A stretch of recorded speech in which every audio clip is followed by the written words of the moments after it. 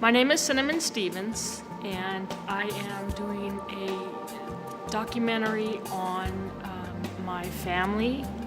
I've been interested in genealogy since I was about 10 years old, sitting down with my grandmother and looking over pictures and telling me stories, and I discovered that I shared a birthday with my great-great-grandmother. Little has been done with my grandmother's side, and when she passed away a couple of years ago, 2 years ago today, in fact, it really intrigued me to find out more about her family. I've taken all of the pictures of my grandmother for over the years, and I am scanning them into digital form and converting all of the 8mm film from the 50s and the 60s that the family had, and converting it to digital. And that's been an interesting process to see my mom acting as a child in the videos that they made as on their vacations and holidays and stuff. I'm looking forward to sharing those files with other family members as well. One thing I regret growing up is I always spent a lot of time with my grandmother going over her scrapbooks, and she would tell me stories and tell me who the people were, and I regret not documenting it. I thought I would always remember because we did this so often that I saw all the pictures, I knew who they were, but after she passed, I continued to look through the pictures and it wasn't the same, and I couldn't remember the names. And so I regret not getting that moment recorded and documented. So there's one cousin that I had met, and I kept in contact with her, and we'd been talking on Facebook, and a group had been formed of the pioneers of Myrtle Creek. And Myrtle Creek, Oregon is where my grandmother was born. And so this organization was developed, and they're doing a reunion. Hi, I'm Colleen Thomas. And I'm Terraline Elliott, and we're sisters. So we decided to throw a party today. We did. This started about a year ago as just a conversation over wine, and gee, wouldn't it be nice? And here we are a year later, and we're going to be drinking some more wine tonight after this is all over with. Yes. Very true. Very so true. We started out thinking we were going to have a family reunion because we did a couple of them about 15 or more years ago. And so we decided, well, we'll have it in Myrtle Creek because that's where family roots are. Since and then 1851? Yeah. Ish. And we couldn't figure out where the family stopped. Okay. We are rolling. Oh, we're live, Lauralee. So you get to start off by saying your name. Okay, I'm Lauralee Isles Dendoff, and my family are the Dyer and Sellers family, and Islands and 80. Yeah. And so we are sort of cousins, like third cousins. cousins. Okay.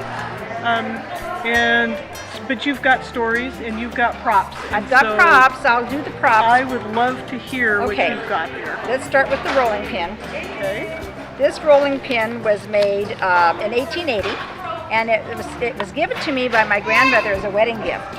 And she wrote me a little note. And she said, "This rolling pin belonged to your great-great-grandmother on your mother's side. Her name was Mary Jane 80, and this pin was handmade about 1880. It has never been used as a rolling pin, but as a husband persuader." And the Irelands and 80s are in the Pioneer Cemetery here, which right. would be a great visit if you haven't already Yeah. been there. Oh, are we rolling? Yeah. Oh, we're live. Okay, so who are you? My name is Shelley Winter. I'm a Sellers Okay. for Cornelius and Melvina, all the way down to Noah. Noah's my grandfather. Okay. And like Lauralee, I connect through the whole Dyer Sellers line, and so I'm not sure which level of cousins we are. It might be like third. Third or fourth probably. Okay. Yeah. And so somehow we're cousins. Okay. I don't know, you probably know the story where Cornelius and Melvina with their kids that came across the Applegate Trail to Myrtle Creek. No, I have not heard that story. Yes, so. they did, and they homesteaded. South Myrtle, and that's where my grandfather, he came across. He was one of their kids. Okay. Where'd they come No. from? Missouri, Howells Mill, Missouri, Okay. and settled in Myrtle Creek. And my grandma came up here with her brothers and sisters because they were going to work in the silver mine, the mines up in the South Myrtle. That's where they thought they were going to make their riches. Ah. So they, Noah and Cecilia met, got married, and that's. My mom was born and raised here. I was born and raised here. This is our home. Yeah. My name is Jamie Sue Snyder Galt Schutz. Snyder. For the purposes of this interview, we're going to concentrate on my mother's side of the family, and her name was Florence Marie Sellers. She was the daughter to Harold Sellers and Ruby Sellers. For my trip to Oregon, I was going to meet relatives of my mother. My mother had told stories at one time or another about Myrtle Creek and the Rogue River, and she was born in Brownsville. I really didn't have any expectations per se. I just was hungry for knowledge about my mother. She passed away in 2014, and I regret not having talked to her, having genuine conversations with her, when she was reminiscing, and actually writing it down or putting it somewhere where, you could know what your family background was. And it was really interesting, visiting the cemeteries with, people who founded those towns and who came over and covered wagons and the trails and the things they went through. They have a lot of green country, The berries grow wild on the side of the road, and we even picked a few, which I've never done before, is picked my own berries. That was fun. That's good. And I really enjoyed meeting all the relatives. I don't know about them because I didn't know about a lot of these relatives. I met one of my uncles for the first time. He is the son of my grandfather's second wife. I was amazed at the cemetery. It was kind of sad in some respects because apparently the Pioneer Cemetery, which was the oldest, I believe, the oldest cemetery,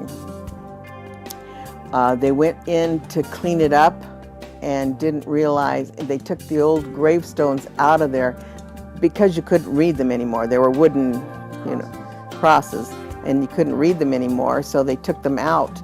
And so there were so many graves up there that had no names on them. They didn't, they were a little careless, but they didn't realize at the time.